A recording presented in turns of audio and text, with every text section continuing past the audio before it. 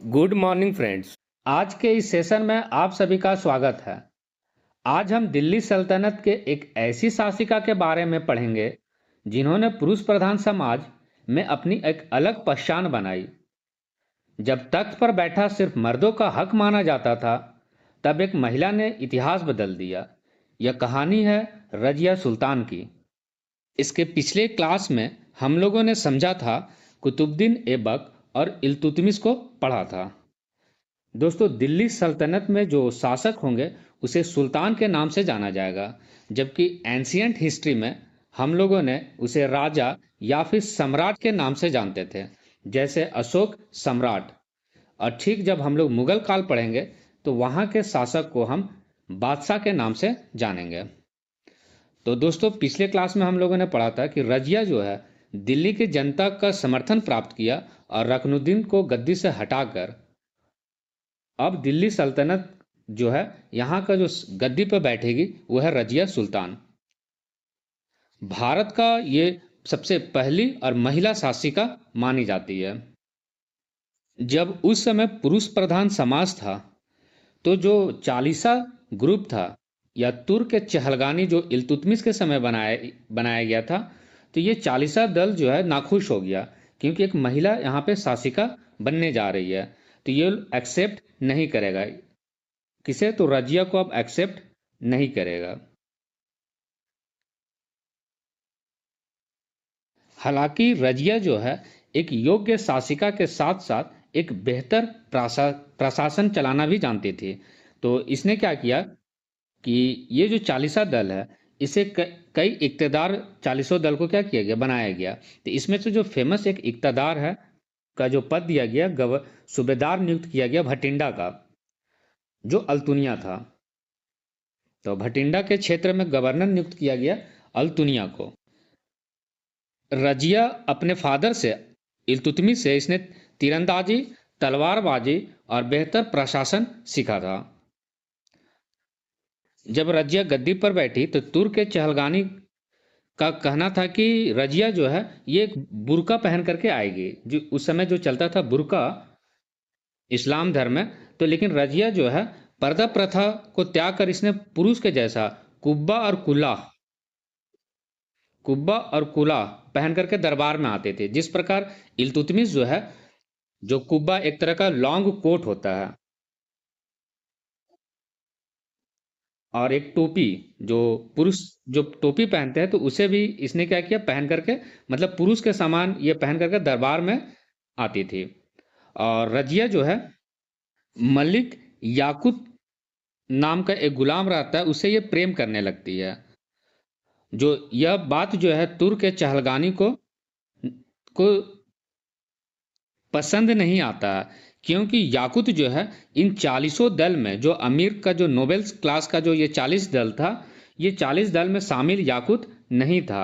और ये बाहर का एक जो गुलाम याकुत रहता है, इसे ये प्रेम और इसे एक बड़ा पद दे देती है जिसका नाम रहता है अमीर ए आखूर। अमीर ए आखूर घोड़ा का जो पैर का जो निचला जो हिस्सा है जिसमें नाल ठोका जाता है उसे हम लोग खूर बोलते हैं। क्या बोलते हैं? खूर। तो ये जो है घोड़े का मतलब रॉयल हॉर्सेस का हेड बना दिया जाता है। और ये मतलब एक पूरे सेना को ये इस पद जो इस जहाँ पे याकुत जो है अब इस पद को देखेगा, एक लीडिंग रोल करेगा सेना को, कि किसको कितना घोड़ा, कितना बेटर घोड़ा देना है, किसको कितना सेना रखना है, ये सारा जो है अब कौन देखेगा? याकूत। तो ये बात जो है तुर्क के चहलगानी को पसंद नहीं आया।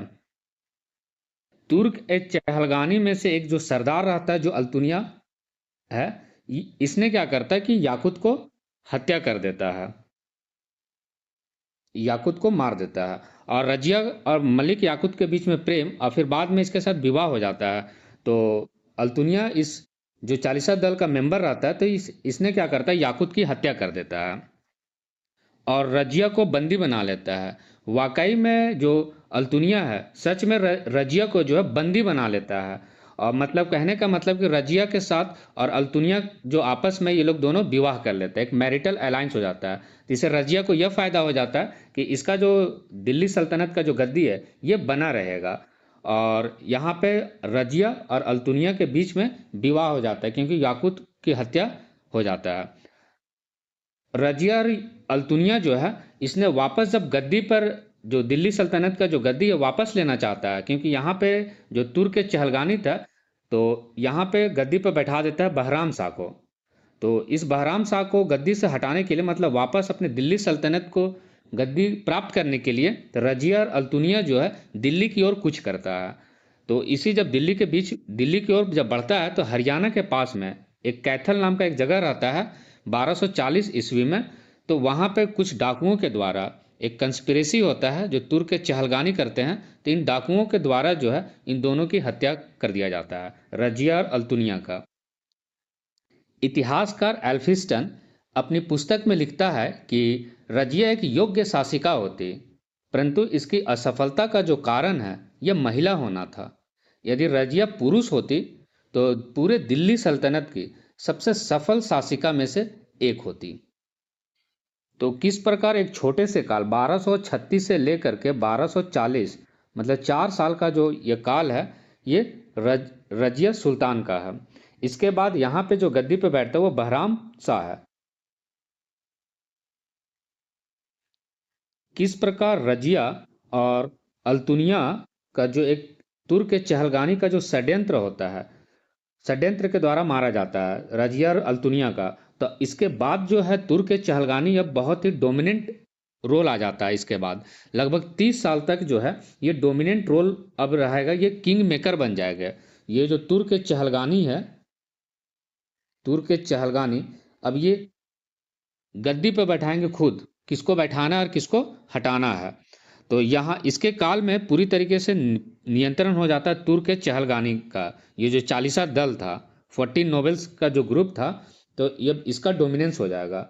और इसके काल में, बहराम शाह के काल में 1241 में जो है तैर बहादुर का एक मंगोल नेता होता है, वो अटैक करता है इसके काल में, और पंजाब और लाहौर के क्षेत्र को वो लूट लेता है। तो इस प्रकार देखिए किस तरीके से बहराम शाह के समय कमजोर हो जाता है। और इसने एक सबसे बड़ा जो काम किया, एक नया पद क्रिएट किया, नया, जिसका नाम था नाइब ए ममलिकात। तो नाइब ए ममलिकात जो एक नया पद सृजन किया, और ये बहुत ही इंपॉर्टेंट पद था। राजा का ये डिप्टी सुल्तान कहलाता था, मतलब राजा के सबसे जो करीबी था वो नाइब ए ममलिकात था। ये पूरे एडमिनिस्ट्रेशन को देखता था। तो सुल्तान और नाइब ए ममलिकात लगभग एक बराबर का पद हुआ करता था। और यहाँ जिसे चुना गया नाइब ए ममलिकात को, वो ऐतगिन को बनाया गया। ये ऐतगिन जो है ये 40 दल में से एक ये भी शामिल है, ऐतगिन। अब जो तुर्क और चहलगानी जो है ये किंग मेकर का रोल निभाने लगेगा, किंग मेकर का, लगभग 25 सालों तक। तो यहाँ पे जो अब शासक जो सुल्तान हुआ वो नसीरुद्दीन महमूद हुआ। ये लगभग 20 सालों तक शासन किया। तो इसी जो 40 दल में से एक बलबन भी इस 40 दल में शामिल है, बलबन। और बलबन की एक बेटी है, तो उसने, बलबन का जो बेटी है वो नसीरुद्दीन महमूद के साथ इसका विवाह हो जाता है, और बलबन को एक नया पद मिल जाता है, नाइब का पद। ये आर्मी और एडमिनिस्ट्रेटिव पोस्ट को ये देखता है। तो ये भी बहुत बड़ा पद है, नाइब बताए थे, नाइब का पद। तो यहाँ पे जो है नसीरुद्दीन महमूद जो है, यहाँ पे सबसे जो स्ट्रांग हो जाता है वो बलबन हो जाता है। अब बलबन 40 दल में भी शामिल था। तो एक ऐसा जो 40 दल में शामिल था, फिर बाद में वो सुल्तान बनेगा नसीरुद्दीन महमूद के बाद। इतिहासकार बताते हैं कि जो नसीरुद्दीन महमूद है, इसने अपना जीवन चलाने के लिए टोपी सिलकर और उस टोपी को फिर बेचकर और कुरान की आयतें लिखता था।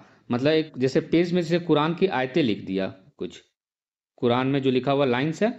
और फिर जो नमाज के समय जो टोपी पहना जाता है इस्लाम धर्म में, तो वो टोपी सिल करके क्या करता था, इसे बेचता था, और फिर उसे जो पैसा कमाता था उसे इसका खर्चा चलता था। मतलब कहने का मतलब ये बहुत बड़े स्तर पे बिकता भी था, क्योंकि सुल्तान ने खुद लिखा है हाथों से कुरान की आयतें, और टोपी खुद से बनाया हुआ है। तो सुल्तान है तो सुल्तान बेच रहा है तो ज़्यादा बिकता था। और उस टाइम जो लोग थे इसे खरीदना पसंद करते थे, क्योंकि सुल्तान के द्वारा ये लिखा गया है और बेचा जा रहा है। ठीक वैसा ही जब मुगल काल आएगा तो औरंगजेब के समय में भी ठीक वैसा ही कुछ वहां पर भी कुरान की आयतें वो लिखता था और बेचता था।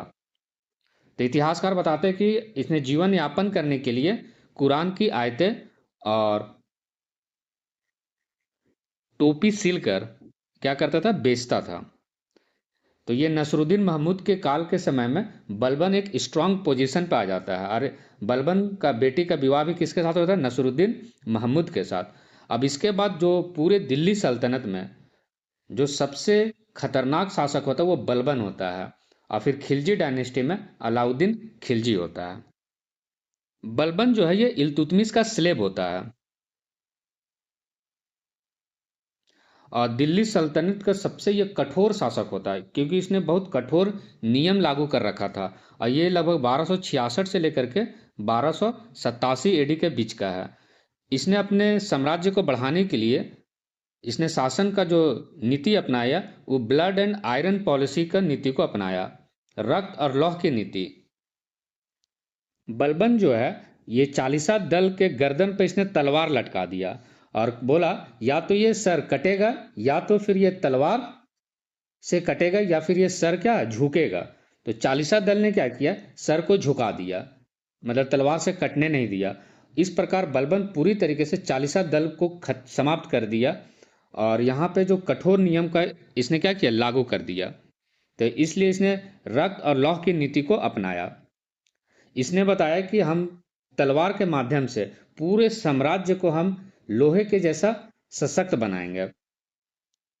बलबन बलबन जो है ये कभी भी स्वयं अपने कभी युद्ध पर नहीं गया, लेकिन इसके काल में एक विद्रोह हो जाता है, क्योंकि उस इसका जो काल दिल्ली सल्तनत का जो पीरियड था, इस काल में कोई भी युद्ध नहीं करता था डर से इसका, क्योंकि ये बहुत ही कठोर नियम लागू कर रखा था। तो इसके काल में बंगाल में एक विद्रोह हो जाता है तुगरिल बेग का। और तुगरिल बेग का जब विद्रोह होता है तो बलबन खुद जाता है वहां पे और वहां पब्लिकली क्या करता है, तुगरिल बेग को और उसके फैमिली के साथ लटका देता है, सभी को मार देता है वहां पे। और वहां पे गवर्नर नियुक्त करता है अपने सब, जो इसका बड़ा बेटा होता है बुगरा खान, उसे नियुक्त करता है। क्योंकि इसने कठोर नियम को लागू कर रखा था। तुगरिल बेग का हत्या और पूरे फैमिली को क्या करता है, इसे लटका देता है। और चालीसा दल को तो इसने क्या किया, समाप्त कर दिया। इसने स्वयं को बोला कि जो डिवाइन थ्योरी ऑफ किंगशिप को लागू किया, जिस प्रकार हम एंशियंट हिस्ट्री में भी देखते आए हैं कि राजा जो जो सम्राट है वो स्वयं को ईश्वर का छाया या फिर ईश्वर का अंश माना गया है, कि राजा जो है उसके अंदर ईश्वर का अंश है।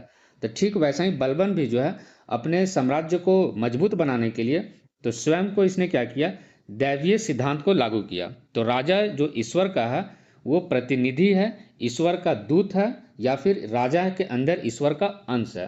तो ईश्वर का अंश होने की वजह से राजा या सुल्तान जो बोलेगा वही मानना होगा, उस पर किसी भी प्रकार का सवाल नहीं उठाया जा सकता है प्रजा के द्वारा।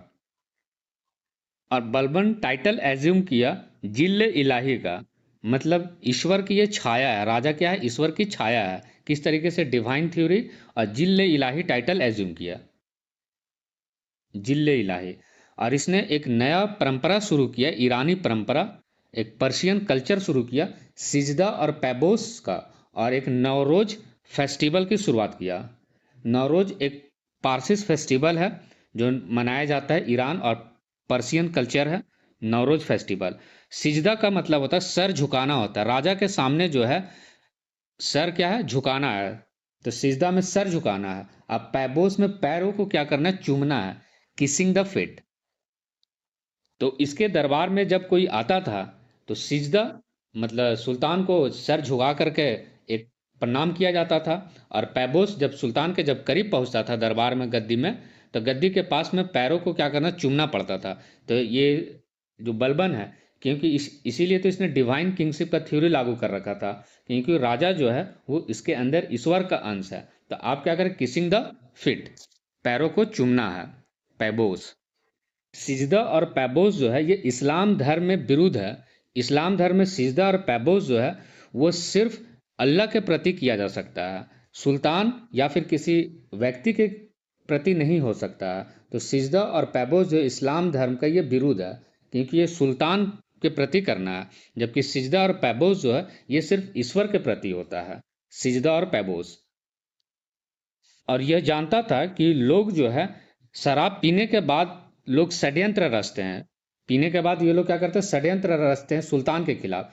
तो इसने क्या किया, शराब को बंद कर दिया, अल्कोहल पे पूरी तरीके से बैन लगा दिया। यदि कोई व्यक्ति अल्कोहल पीता पकड़ाता था तो उसे काट देता था। और किसी प्रकार का जो सार्वजनिक पब्लिक फेस्टिवल्स वगैरह, ताकि लोग इकट्ठा ना हो, और इकट्ठा होगा तो फिर वहाँ पे शराब चलेगा, और शराब चलेगा तो फिर षड्यंत्र रचा जाएगा बलबन के खिलाफ। तो इसने इस प्रकार का जो सार्वजनिक उत्सव है और शराब वगैरह पे इसने क्या किया, कंप्लीट बैन लगा दिया। बलबन के काल में दो नए डिपार्टमेंट का क्रिएशन हुआ। तो पहला जो डिपार्टमेंट था दीवाने आरिज, और दूसरा दीवाने बारिद। आरिज जो था ये आर्मी डिपार्टमेंट था। तो ए से आरिज है और ए से आर्मी डिपार्टमेंट। और इसे जो मैनेज करता था जो यहाँ पे, वो आरिज ममलिक कहलाता था, आरिज ममलिक। और दीवाने बारिद जो था ये गुप्तचर विभाग था। तो सुल्तान जो बलबन जो सुल्तान है, तो इस काल में जो है गुप्तचर विभाग भी बहुत इंपॉर्टेंट रोल निभाया। बलबन का दो बेटा होता है। बलबन का दो बेटा, जो बड़ा बेटा होता है वो शहजादा खान, और दूसरा जो होता है बुगरा खान, बुगरा खान। तो शहजादा जो था ये मंगोलों के युद्ध के समय में ये इसकी हत्या हो जाता है, मृत्यु हो जाता है। मंगोल अटैक करता है तो यहाँ पे इसका मृत्यु हो जाता है, शहजादा खान। और शहजादा खान को बलबन जो बहुत मानता था, तो इसके मृत्यु हो गया शहजादा खान बड़ा बेटे का। जो छोटा बेटा होता है बुगरा खान, तो बुगरा खान को इसे संदेश भेजवाता है कि गद्दी पे आकर के बैठ जाओ। लेकिन बुगरा खान जो है वो विश्वास नहीं करता है कि बलबन जो है बोल रहा है कि यहाँ पर गद्दी पर आकर बैठो, क्योंकि इसने बहुत ही कठोर नियम को लागू कर रखा था। तो इसे बुगरा खान को लगता था कि बलबन जो है धोखे से हमें पकड़ लेगा और हत्या करने का आरोप में क्या करेगा, आरोप लगा देगा। तो इसलिए इसने बुगरा खान आया नहीं। और इतिहासकार बताते हैं कि उसके बाद जो बुगरा खान तो आता नहीं है, तो उसके बाद का जो शासक होता है कैकू बादर क्यूमर्स होता है। और क्यूमस जो सबसे इसका लास्ट शासक होता है, क्यूमस तो मात्र 3 साल का होता है, मात्र 3 years old। और ये गद्दी पर बैठता है। अब यह गद्दी पर बैठेगा तो इसने कैसे शासन कैसे करेगा। तो यहाँ पर एक अच्छा मौका मिल जाता है जलालुद्दीन खिलजी को। और जलालुद्दीन खिलजी जो है क्यूमर्स को हत्या कर करके और गद्दी पर बैठता है। और यहाँ से स्टार्ट हो जाता है खिलजी डायनेस्टी का।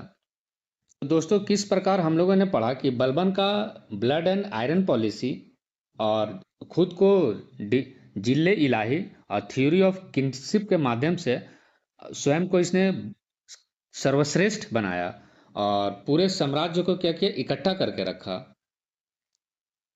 और बलबन जो है, बलबन बलबन में ही लगा हुआ है बल। तो एक इसने कठोर नियम और बल का अत्यधिक प्रयोग किया।